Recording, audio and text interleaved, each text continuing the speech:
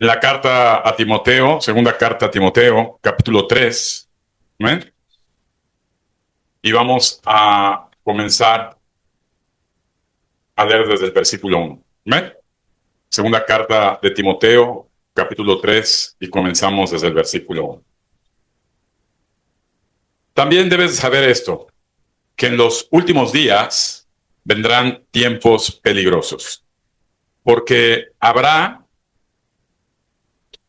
hombres amadores de sí mismos, avaros, vanagloriosos, soberbios, blasfemos, desobedientes a los padres, ingratos, impíos, sin afecto natural, implacables, calumniadores, intemperantes, crueles, aborrecedores de lo bueno, traidores, impetuosos, infatuados, amadores de los deleites más que de Dios, que tendrán apariencia de piedad, pero negarán la eficiencia de ella. A estos evita. Vamos a el día de hoy, amado hermano, que estamos definitivamente, ya no hay duda que estamos viviendo los últimos tiempos, ¿verdad? De este mundo. ¿Amén? ¿Sí?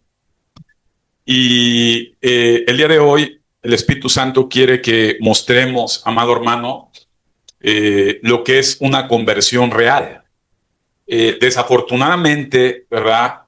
Estamos viviendo así como se viven todas las manifestaciones que dice la palabra de Dios en un mundo natural, terremotos, guerras, amenazas. También vivimos, ¿verdad? Una manifestación en la sociedad, ¿verdad? En el ser humano.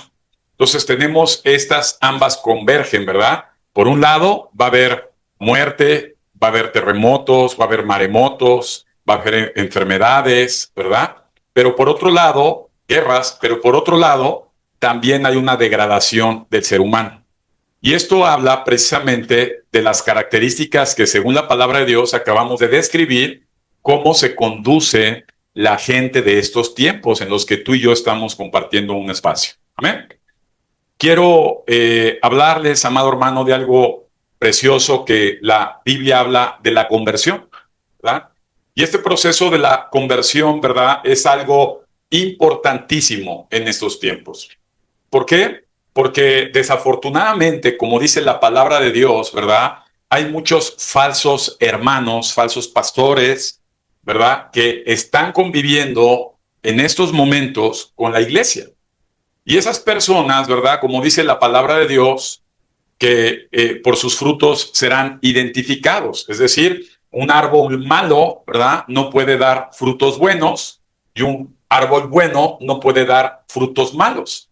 Y podemos ver, amado hermano, que las personas que realmente han pasado un proceso de conversión son personas, como lo vamos a ver a través de la escritura, que sí o sí deben ser diferentes en su manera de conducirse respecto a lo que acabamos de comentar, ¿verdad? Y de leer según las características de los hombres de los últimos tiempos.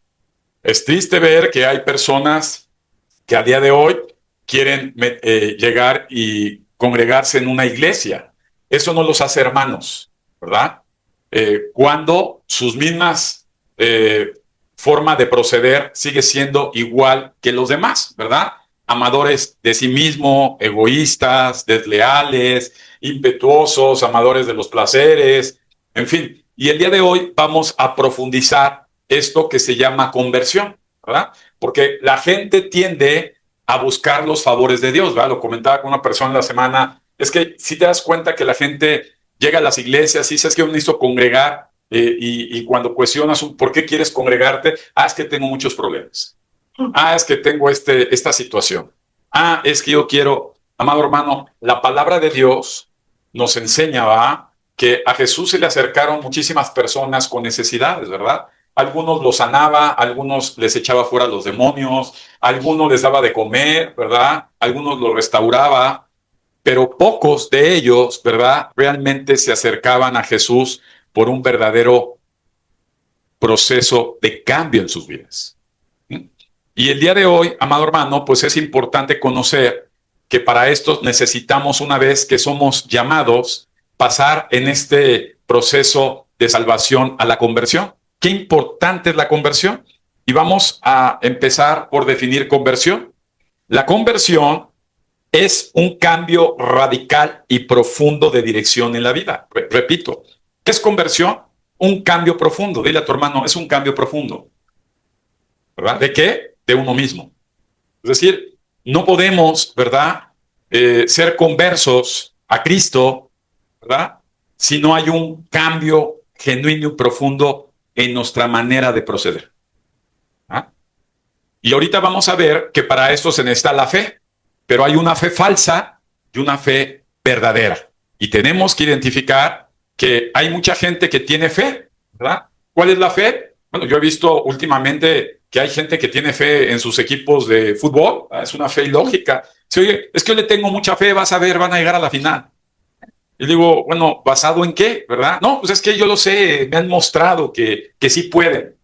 Ahí es ilógico, pero veo gente con fe. Veo gente con políticos, ¿verdad? De fe. Es que confía, vas a ver que sí va a haber un cambio positivo. Tú confía, ¿verdad? Vas a ver que sí habrá. Y es gente que tiene fe.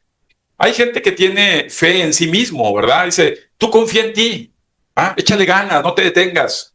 Ten confianza en ti. Y entonces hay gente que tiene fe en sí mismo. ¿Estamos? Entonces vemos que la fe, ¿verdad?, puede ser una fe común y verdadera, ¿verdad?, pero que no es verdadera para ellos, pero no es la fe bíblica, la fe que trae un proceso de conversión. Y esa fe genuina, ¿verdad?, nos habla la palabra en diferentes partes. Por ejemplo, Hebreos capítulo 11, versículo 1, es pues la fe, la certeza de lo que se espera, la convicción de lo que no se ve. Podemos entender, amado hermano, que para poder tener una fe genuina se necesita actuar en una justicia interna. Y ahorita lo voy a explicar, ¿verdad? ¿Qué es una justicia interna? La justicia interna es la que no se ve, la que solamente ve Dios y lo sabe el ser humano. Es los actos y hechos que se llevan a cabo, ¿verdad? Porque esa justicia interna se basa en la verdad, se basa en el conocimiento de la causa, en el conocimiento de Dios, ¿verdad?, en la convicción en Dios y en su palabra. Porque la fe falsa también hay justicia externa. ¿Cuál es la fe falsa? Pues la que una persona obra. Yo he visto, oigan, hay una persona que necesita una silla de ruedas, alguien quiere cooperar, ya sabes que están de moda los grupos de chat, y entonces ahí uno deposita 200 pesitos, otros 100 pesitos. Entonces, oye, qué bonito gesto de esa persona, en lugar de duda. Pero eso es basado en una justicia externa. ¿Va? El cruzar, ayudar a cruzar a un invidente en la calle o darle la mano, que hoy casi ya no hay gente así, a personas de la tercera edad para poderlo ayudar a levantar. Dice, oye, esto lo hace una buena persona, ¿verdad? Es una persona que cree en su justicia externa. Déjame decirte que la Biblia habla que la verdadera conversión es la única que va a llevar a Dios. Y un proceso que no está basado en una fe real, en una conversión genuina, no te lleva a Dios. Y puede haber personas con justicias externas que hacen obras como las que acabamos de decir, ¿verdad?, que ayudan a las personas, que pueden cooperar con algo para una buena causa, pero su justicia se basa en sí mismo, en su forma de ver, ¿verdad?, en su forma de valorar las cosas, es su justicia, su forma de ver, ¿verdad?, el mundo exterior. Pero la Biblia dice que ellos son amadores de sí mismos, ¿verdad? Y la fe interna, ¿verdad?, que es la que convierte, la fe en Dios es la que lleva a acciones más profundas. Por ejemplo, esa fe te hace amar al enemigo, por ejemplo. ¿Quién ama a un enemigo? ¿Verdad? Pues en este mundo no se puede porque es una fe externa, es su propia justicia, me la pagas. Pero la fe interna, que está basada en la verdad, Dios te dice, ama a tus enemigos, ¿verdad? Esta fe interna es algo muy importante, está basado, amado hermano, en el amor a Dios. Una persona que ama a Dios, amarás al Señor tu Dios con todo tu corazón, con todas tus fuerzas y con toda tu mente. es una persona que basa su fe interna en ese principio, amor a Dios. ¿Por qué puedo ayudar a una persona que no merece ser ayudada por amor a Dios? ¿Por qué puedo yo realmente participar en algo que me va a costar a mí más de lo que debería yo dar? Bueno, por amor a Dios. ¿Verdad? Porque las obras que se hacen amándose a sí mismo, ¿verdad? Dice la palabra de Dios que van a ser pasadas por fuego. Mucha gente, por ejemplo, participa en una ayuda económica, ¿verdad? Por amor a sí mismo, ¿ah? Por amor a su criterio, por amor a su punto de vista, pero no es un amor hacia Dios. Por eso está basado solamente en su criterio personal. Por eso la gente no avanza más de lo que no quiere avanzar, porque está basado en ellos mismos. Son egoístas, sin afecto natural, amadores de sí mismos. Una persona que se ama más a sí mismo antes de amar a Dios no hace absolutamente nada de lo que dice la palabra de Dios. No puede dar más allá de lo que le afecte. Pues dice la palabra de Dios que te quites incluso tu propia capa, es decir, que incluso un pedazo de pan que te va a alimentar, dale la mitad. Eso es solamente personas que viven una fe genuina, una fe basada en el amor hacia Dios. Por ejemplo, vamos a hablar de algo más práctico.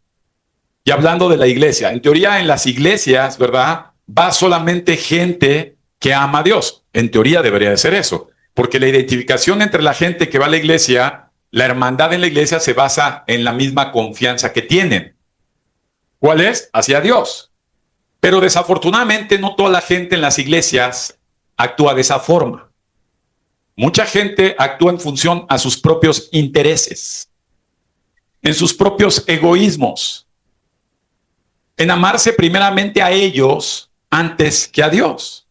Una persona que se ama a sí mismo no puede dar más allá de lo que su propio criterio o su propia confianza en sí mismo le permita hacer. No soportan una disciplina, no soportan una instrucción, no soportan, ¿verdad?, un compromiso que los lleve a exigirse más allá de su propia voluntad, de su propia convicción. Por ejemplo, si decimos que empezamos el servicio a las 11, deberíamos estar al cuarto para las 11. ¿Por qué? Porque esa es una expresión de obras basada en un amor hacia quién, hacia uno mismo.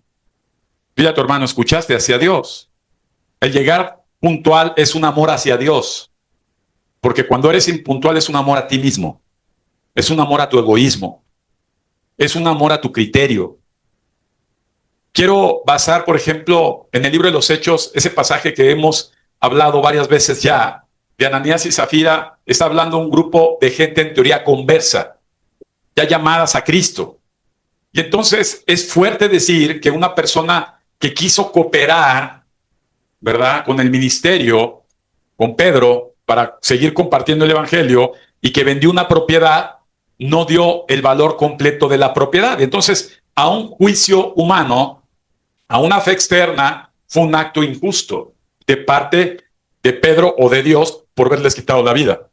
Porque al final de cuentas, ¿ellos qué hicieron? Vendieron una propiedad. Se deshicieron de una propiedad. ¿Y qué pasó con esa propiedad? Que en lugar de dar el 100% de la propiedad, dieron una parte de la propiedad. Relativamente eso era un acto justo, según una fe externa. Dile a tu hermano, basado en tu criterio, basado en tu perspectiva, basado en tu interés, basado en tu visión o en tu confianza. Pero nada tiene que ver con el amor a Dios. Y precisamente Dios quiso mostrar eso. ¿Por qué? Porque como lo dice el mismo pasaje, si era tuya te pudiste haber quedado con ella. Y pudiste haber dicho, ¿sabes qué? La vendí, voy a dar nada más la mitad. Pero no fue así. La fe externa jamás se basa en un amor primario a Dios. O sea, si tú vienes a la iglesia para ser bendecido, si tú vienes a la iglesia para ser protegido, si tú vienes a la iglesia para recibir algo a cambio, esa es una fe externa. y es común en cualquier ser humano. ¿Estamos? Ok. Quiero que entiendas eso. La fe interna, la fe genuina, ¿verdad? Está basada en el amor a Dios y siempre es sacrificial. Punto. ¿Cómo es la fe genuina? Sacrificial. ¿Por qué sacrificial? Porque no se basa en tu criterio o en tu perspectiva o en tu propia confianza, se basa en la verdad. Y la verdad, amado hermano, la verdad es sacrificial. Y un proceso de conversión en la vida del ser humano nos lleva a una vida sacrificial, porque si no, no va a haber cambios profundos. ¿Estamos o no? Un ladrón debería dejar de ser ladrón, porque debe haber un cambio profundo. Un vicioso debería dejar de ser vicioso. ¿Por qué? Porque debe haber un cambio profundo. Un rencoroso debería dejar de ser ¿qué? ¿Por qué? Porque tiene que venir a un cambio profundo.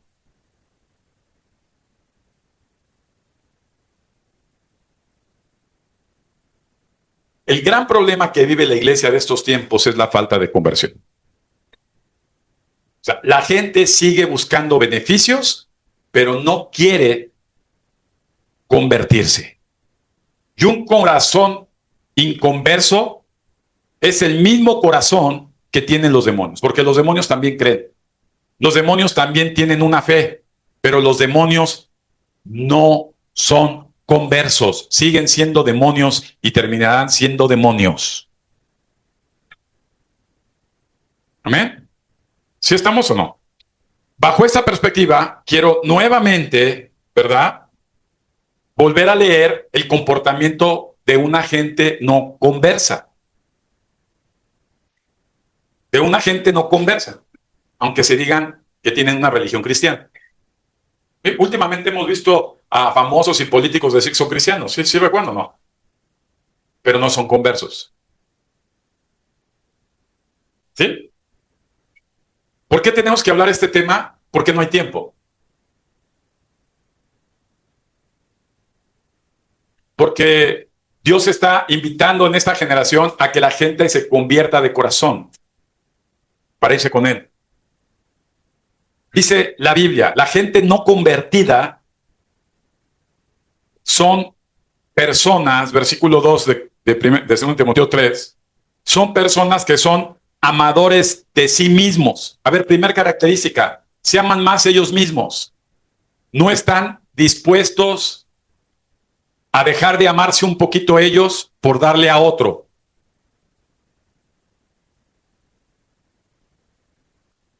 Basado en la verdad de Dios. ¿Estamos o no? Amadores de sí mismos.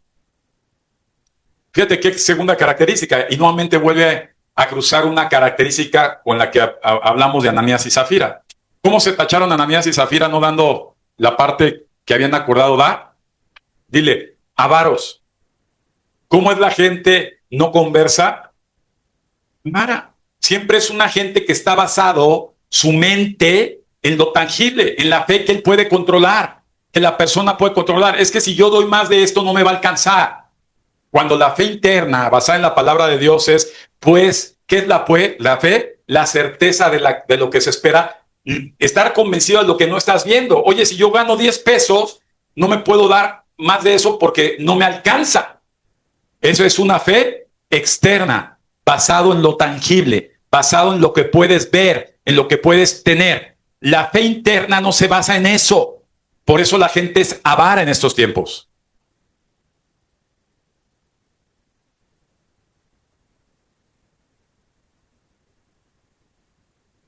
¿Estamos? Dice la palabra de Dios que son vanagloriosos, ¿verdad? ¿Qué es una vanagloria? Es una persona que le gusta hablar bien de sí mismo. Una persona que se clasifica a sí mismo según su propio criterio correcto. Y más si se dicen cristianos, es que son muy correctos. Son personas que no se creen capaz de cometer un grave error o pecado. ¿Ah? Son personas que se tachan en un nivel correcto. Cuando la Biblia dice, ¿verdad?, que el que no acepta que ha pecado es un mentiroso. Y la verdad, ¿verdad?, pues lo dice Jesús, no está en él. Es decir, una persona vanagloriosa no acepta su maldad, no acepta su proceder, y por eso no puede ver un cambio necesario en su vida. Es una persona que se va a conducir igual que siempre, porque cree que está, para su criterio, relativamente correcto. Para venir un proceso verdadero de conversión, se necesita reconocer realmente qué tipo de conducta estamos llevando. ¿Ah? Si somos irascibles, tenemos que reconocer que somos irascibles. Y tenemos que, en ese reconocimiento, ¿verdad?, venir a la verdad y sacrificialmente provocar un cambio en nuestra conducta. Por eso es que la gente actual es vanagloriosa. Son soberbios. ¿Qué es soberbio? Normalmente la gente siempre se compara con otra gente. ¿Ah? ¿Por qué? Porque la soberbia siempre te lleva a verte a la gente, a los que ves a los que puedes ver por encima de. Yo conozco más que tú. Yo sé más que tú. Yo he vivido más que tú. Yo tengo más estudios que tú. Yo tengo mejor posición que tú. Yo tengo más relaciones que tú. Yo tengo más dinero que tú. Yo tengo más tiempo que tú. Eso, amado hermano, se llama soberbia. Y tú puedes ver las redes sociales, ¿verdad?, donde ves la soberbia, la vanagloria, ¿verdad?, de la gente exhibiéndose, hablando, los lees hablar y puedes determinar esa conducta. Un converso no puede haber soberbia. Dios resiste la soberbia. La soberbia no te hace llevar a un reconocimiento. Por eso es que cuando en las iglesias verdaderas hay correctivos, oye, es que eso déjalo para niños de primaria, ahí corrígelos. O en la secu, los corriges con los perfectos. Pero ya un adulto, ¿qué le tienes que corregir? ¿Cómo le puedes corregir a una persona adulta diciendo, está usted mal, está obrando incorrectamente? Y la persona dice, no, soberbia. Una soberbia cierra la puerta a un cambio. Punto. No hay forma de un proceso de conversión.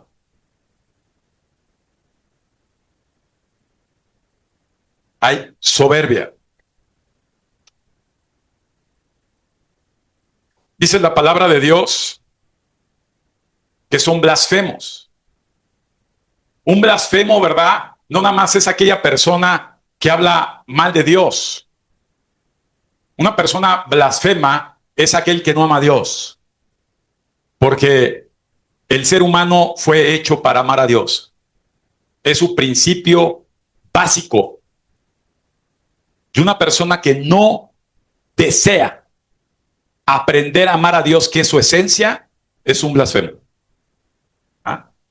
Entonces, esa esencia la cambian por otra cosa. Mira, no amo a Dios, pero amo a mis hijos. No amo a Dios, pero amo mi vida. No amo a Dios, pero amo a mi líder.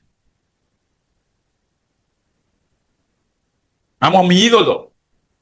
Amo a mi Dios. Dile a tu hermano, ¿cuál es tu Dios? Díselo. ¿Cuál es tu Dios? ¿Se acuerdan de Ruth? Tu Dios era mi Dios. Pero yo no sé si tú puedes decir, tu Dios es mi Dios, porque no convergemos. ¿Cuál es tu Dios? ¿Cuál es? Estás hecho para amar a Dios. ¿Cuál es el tuyo?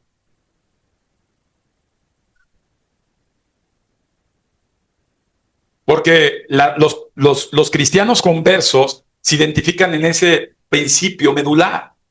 El amar a Dios, amado hermano, significa una fe real, pero que lleva a una conversión genuina. Por eso es que coincidimos. Hoy hay que llegar temprano, llegamos temprano. Hoy es que hay que ayudar, hay que ayudar. Oye, es que hay que invertir, hay que invertir. Oye, hay que priorizar, hay que priorizar. No hay diferencias. ¿Por qué? Porque el Dios al que aman es uno. Por eso la Biblia dice, por sus obras serán identificados. Podemos seguir hablando y hablamos ya después de desobediencia, ¿verdad? A los padres, a los pastores, a los líderes. Desobediencia. A una paternidad. Desobediencia. Pues yo sé que es mi papá, yo sé que es el pastor, pero no, que la verdad es que yo sé que es la palabra, pero pues sí, o sea,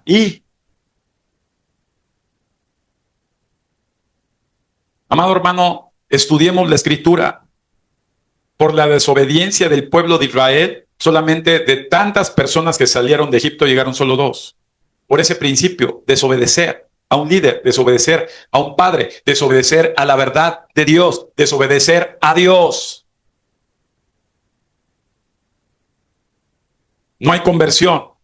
La inconversión no puede obedecer. No está en su ADN obedecer. Es inconverso. Es decir, no ha habido un cambio profundo. No se le ha habilitado un chip de obediencia porque no hay fe interna, solamente en una fe externa. ¿Estamos? ¿Sí vamos o no? Aquí aparece una palabra ingrato. Dile sin agradecer. Gente desagradecida, gente que no sabe agradecer. La Biblia sentencia esto de una forma contundente. Dice que el que ha recibido un bien en sus vidas y lo devuelve con un mal, la maldición no se apartará de ellos. Eso habla de ingratitud. Una persona que se le ha instruido, que se le ha ayudado, que se le ha apoyado, que se le ha dirigido, no puede reaccionar, si es converso, ingratamente. Ay, ¿por qué no regresas? Ay, ¿por qué? Ingrato. Sin agradecer. Eso habla de un corazón inconverso. Ay, es que son bien religiosos.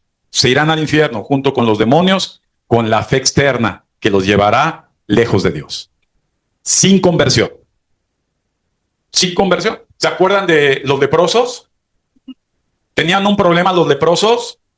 ¿Tenían problemas? Sí, sí, sí. Tenían problemas. Dice Jesús, no, sí, tenían lepra. No se les caía un pie, se les caía todo el cuerpo. Un gran problema. ¿Cuántos han llegado a conocer a Dios con un gran problema? ¿Se les ha ayudado? Sí, Dios, usted no. ¿Se les ha ayudado? No. Ok. A esos leprosos los ayudó Dios. Dile, les ayudó en la lepra. A los 10. Y solo regresó uno. En pocas palabras, solo quedó uno. Dile, solo quedó uno. Y Jesús le preguntó, ¿dónde están los otros 9? Y Jesús le preguntó, dile a tu hermano, ¿y dónde están los otros? ¿Que a los otros no se les ayudó? Eso habla de una conducta ingrata. Entonces estamos viendo características de una persona que no ha recibido un proceso de conversión, porque la conversión es un cambio interno. Seguiremos equivocándonos, pero ahí hay un cambio interno. Ya no te define una línea. Ya empiezas a agradecer, ya empiezas a dejar de ser avaro, ya empieza a haber cambios, empieza a haber frutos. Porque si no te quedas, dile a tu hermano, si no te quedas. Amén. Fíjate qué importante, amado hermano, y yo creo que lo vamos a continuar, porque esto es importantísimo. Yolanda, es importantísimo. Fíjate, dice la palabra de Dios que además de ser ingratos, son impíos. ¿Qué es un impío? No confíes en un impío. Son tranzas. Te va a fallar. Va a abusar de ti. Un impío miente. Un impío es falso. Un impío no es confiable. Un impío te dice sí y la verdad es no. Impío. Su vida está llena de frutos impíos. Imagínate, llega un hermano, aparentemente hermano en la fe, converso, abogado, y le das a llevar un juicio y te traiciona.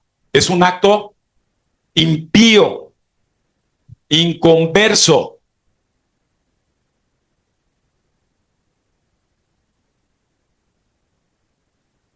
Fíjate cómo van las características sumando.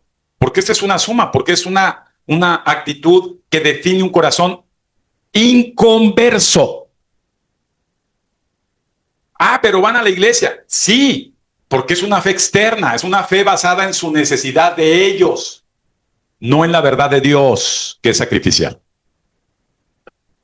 Ups. Estos tiempos ya no hay tiempo, amado hermano, para estar yendo a reencuentros y te encuentros y te encuentros y cursos y cursos. Amado, dice la palabra de Dios en el Salmo 30, versículo 10, que no pasará una generación, son 80 años. Dice en segunda de Pedro, Mateo 24, segunda de Tesalonicenses, nos habla que no pasará esta generación hasta que llegue el fin de los tiempos. Y esa generación es marcada a partir de 1948, cuando se edifica Israel nuevamente como nación. En el año 2028 se cumplen 80 años. Dile, la generación que habla la Biblia. Y será el fin. Tenemos que ser conversos.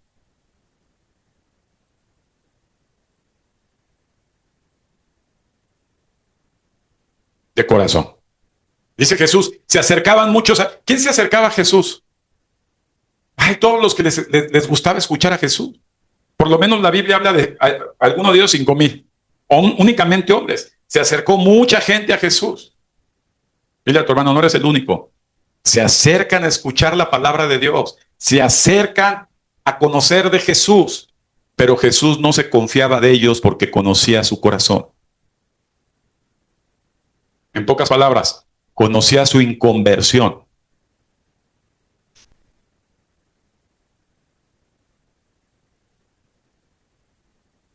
¿Son confiables? Qué importante es hacerse esa pregunta. Primeramente, ¿para Dios eres confiable?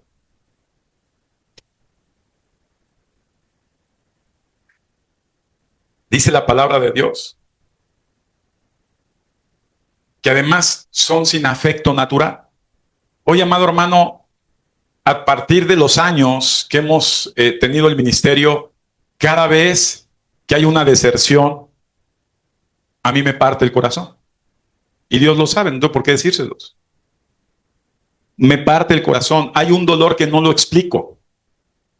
Oye, pero si no eran de tu familia, oye, pues no llevaban tu apellido. Oye, pues si los conociste nada más 1, 2, 3, 4, 5, 6, 7, 8, 9, 10, 11, 12, 13 años.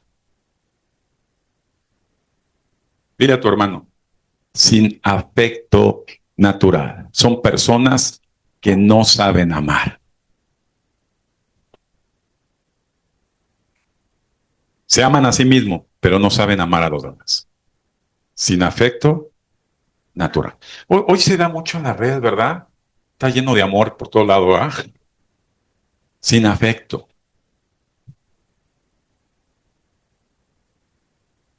¿Aquí se besan sin afecto? ¿Aquí se saludan sin afecto? Yo me acuerdo en aquellos ayeres religiosos donde estaba mi vida muerta, que nunca entendía eso porque lo veía y no lo comprendía hasta que conocí a Cristo. Y decían, la paz del Señor sea con todos ustedes. Dense en la mano. Dense en la mano. Dense en la mano. ¿Se aman?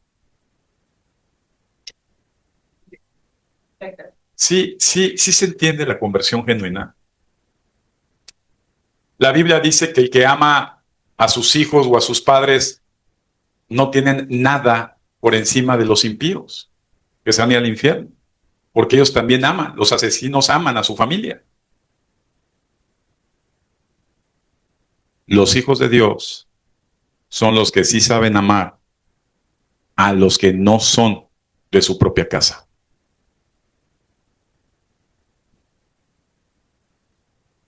Por eso la Biblia condena el sectarismo. ¿Qué es sectarismo? Ah, ahí van los López, los García, los Hernández, los Rodríguez, los Peña, los...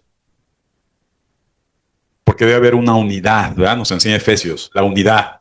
¿A través de qué? De un amor natural, sin rencilla, aceptando las debilidades del prójimo, porque se ama primeramente a Dios para poder amar a la gente. Eso qué importante es, ¿va? Es la fe real, la fe que se basa la conversión en ella. ¿Sí estamos o no?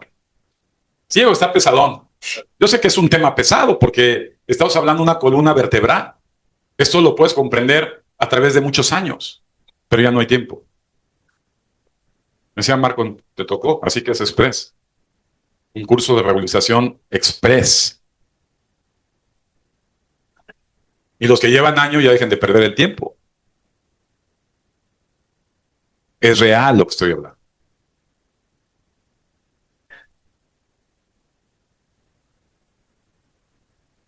¿Amén? ¿Cómo andamos de tiempo? Amén. Vamos a continuar por un poquito más para completar el tiempo. Bueno, pues son sin afecto natural, implacables, calumniadores. Oye, hermano, fíjate, hay algo bien duro. Tú has mentido por obligar un favor a otra persona, que te dé un favor a otra persona. Tú has calumniado a otra persona. Tú te has hecho para poder arrebatar un favor. Eso es calumnia. A los impíos ya lo llevan a extremos donde ya es extorsión. Pero la extorsión, su base es la calumnia. Hermana, por favor, necesito que me preste su quincena. Punto. Esto es muy duro, amado. Lo ves en todos lados. Tenemos que aprender a las características que habla la Biblia de la gente inconversa, porque queremos un proceso de ¿qué? De conversión. El converso realmente dice la Biblia, porque está basada en la verdad, dile, busca primeramente el reino de Dios y su justicia. Y ahora sí, detente ahí un poco. Y lo que tú necesitas, escucha, y lo que tú necesitas, te lo va a dar Dios. Hay un orden. Sí se nota la diferencia de una conducta de una persona inconversa a una persona conversa.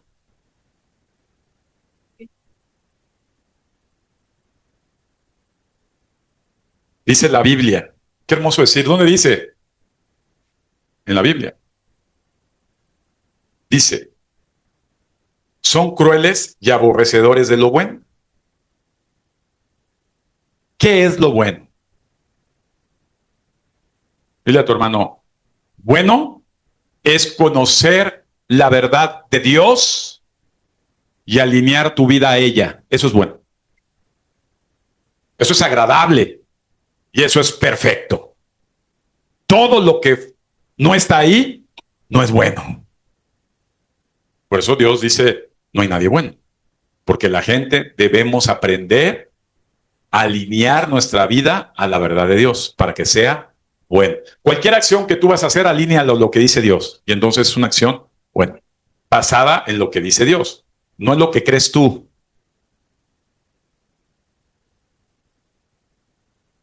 ¿Estamos? Y termina la Biblia diciendo, porque nos pone muy vasta todas las características, porque Dios nos quiere advertir en estos tiempos. Son crueles.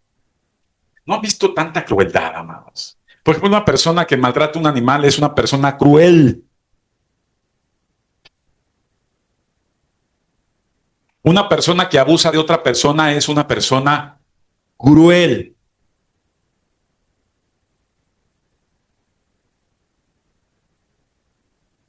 ¿Cómo está esta sociedad llena de, verdad? Y termina la Biblia diciendo que son aborrecedores de lo bueno Pero aparece en el versículo 4 una palabra, dile, es gente traicionera. Qué común es esto, ¿verdad? ¿Qué es un traidor? Dile, alguien que primeramente crees que está de tu lado, pero a tus espaldas realmente te das cuenta que está exactamente del otro lado. Ups. Dile, a Jesús lo traicionaron. Ya ves todas las características que van en contra de Dios. Por eso la lealtad tiene que ser, oye, ser derecho. Si yo digo que voy a estar de tu lado, estoy de tu lado. Es como decir, ¿cuántos están del lado de Dios? Acuérdate que un traidor dice que sí, pero la Biblia dice que sus hechos lo demuestran. ¿Cómo estaba Judas Iscariote? ¿De qué lado estaba? ¿Del lado de los romanos? ¿De los fariseos? ¿De los saduceos? Estaba vestido igual que Jesús. Hablaba igual que Jesús. Inclusive hizo milagros como Jesús. No lo mandó a hacer milagros. Pero a la hora de la hora estaba exactamente del otro lado. Fue un traidor. Dice la Biblia que en estos tiempos, cuando ya comience la persecución masiva, que nos la vamos a vivir, y los de tu propia casa te entregarán. Esos son traidores. Oye, pero es de mi casa, es mi carnal, mi mamá, mi... Traidores. Ups. ¿Habla traidores en la iglesia?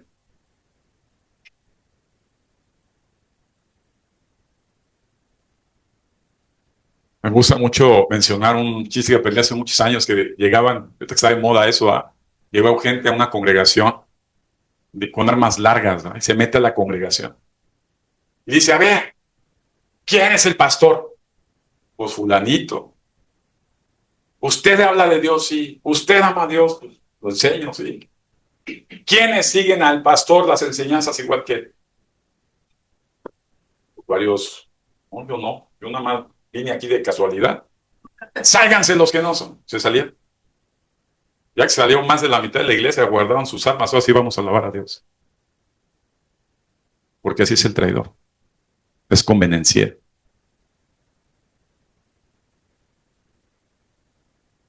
Qué bonita es la conversión, ¿verdad? Qué importante es la conversión. Quiero cerrar para dejarlo como una primera fase, ¿verdad? De esta serie que es profunda y que tengo que trabajar más en ello, ¿verdad? ¿Qué es conversión? Apúntalo. Es un cambio radical y profundo de la dirección de tu vida.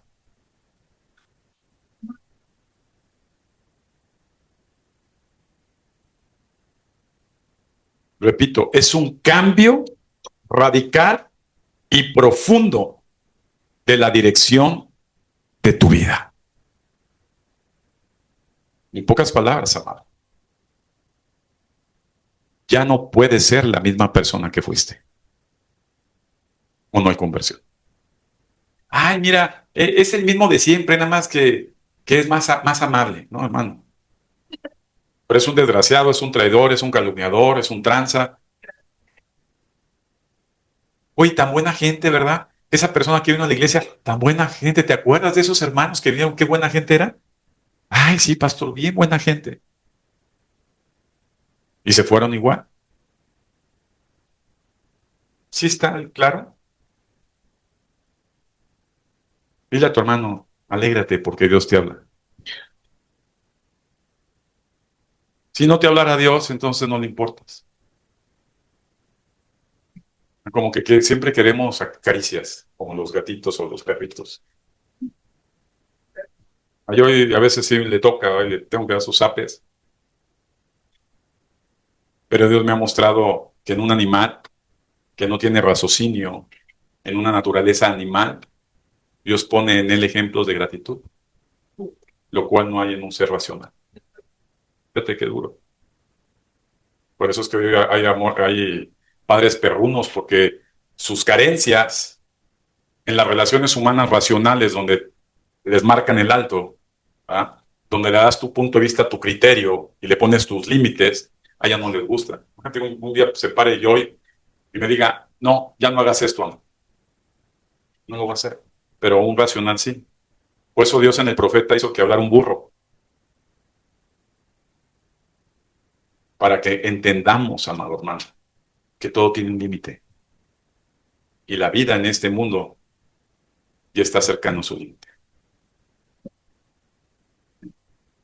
Así que vamos a orar, vamos a seguir estudiando la palabra, alimentar una fe real, interna, que produzca un cambio profundo en mi vida. Mira a tu hermano, profundo en mi vida. ¿Amén?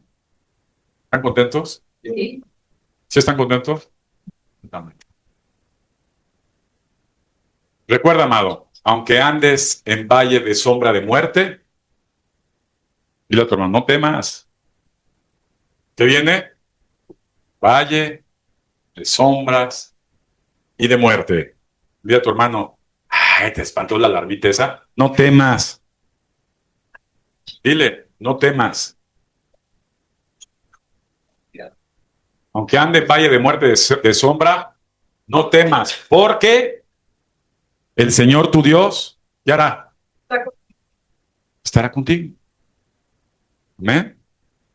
Confía no en ti, confía en Él.